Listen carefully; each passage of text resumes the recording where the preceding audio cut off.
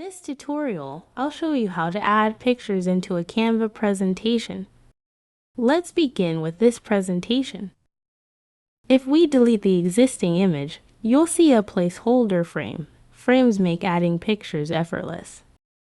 To insert an image, go to the Elements tab.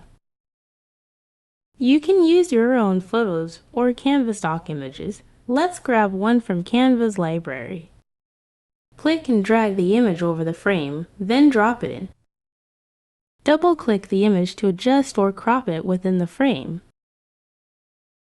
Click Done when finished. If you're starting fresh and need a frame, go to Elements, search for Frames, and choose one from the results. For this example, I'll use a basic frame. Drag it onto your slide, resize it as needed, then add your image. You can drag an image directly into the frame or place it on the canvas first and move it into the frame later.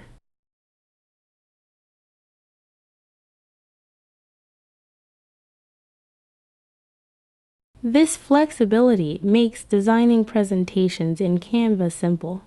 If this helped, give the video a thumbs up to support the channel. Thanks for watching.